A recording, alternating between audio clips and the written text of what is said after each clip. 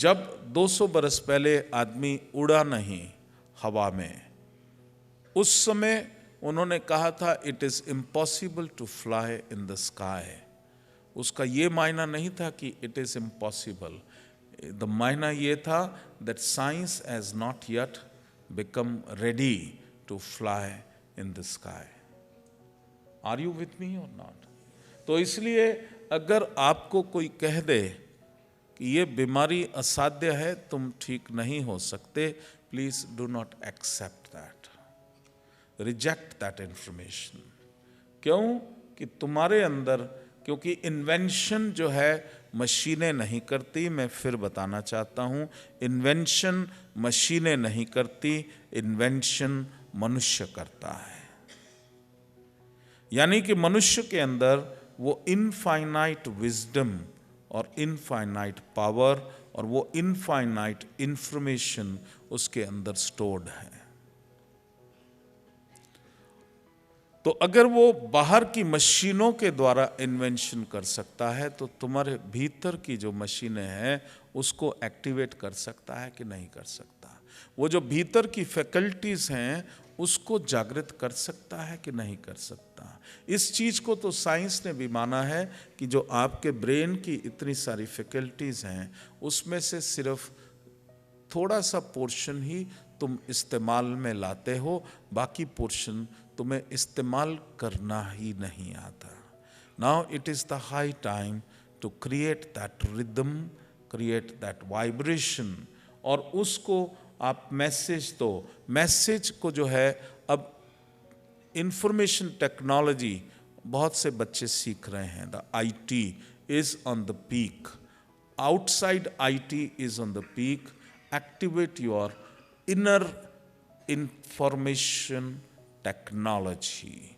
वो inner information technology, वो inner communication method, learn to communicate with your body organs, learn to communicate with your body parts, learn to communicate with the universe.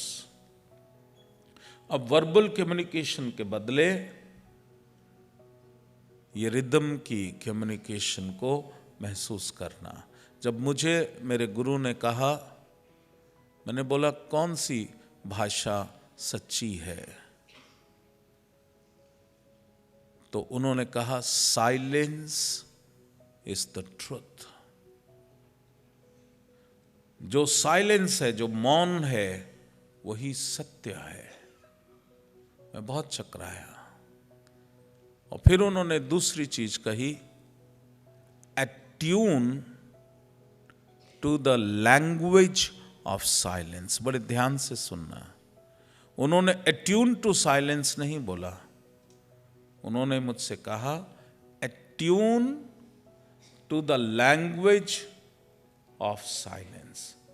अब मैंने बड़ा चक्कर खा गया मैं कि लैंग्वेज तो तमिल होती, तेलुगु होती है, कन्नड़ होती है, मराठी होती है, गुजराती होती है, हिंदी होती है। ये साइलेंस की कौन सी लैंग्वेज आ गई? तब मुझे पता लगा that rhythm is the silence, the language of consciousness is the silence.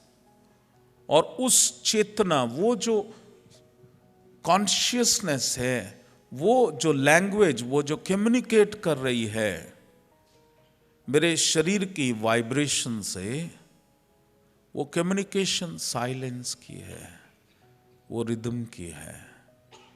और वो जो वाइब्रेशन पैदा कर रही, वो जो आइंस्टाइन का फार्मूला, वो मेरे को उसके आगे की बात समझ आए। क्योंकि मेरी जो कॉन्शियसनेस है, which is the empty space, मैंने पहले दिन तुमको बताया कि 99.9% is I am empty space and 0.001% is the total atoms, जिससे मेरे सेल्स, सेल से ऑर्गन, ऑर्गन से ये बॉडी बनी है। और उसको अगर ब्रेक डाउन रिवर्स करता हूं तो 0.001% एटम्स स्पेस घेरते हैं, बाकी जगह एम्प्टी है।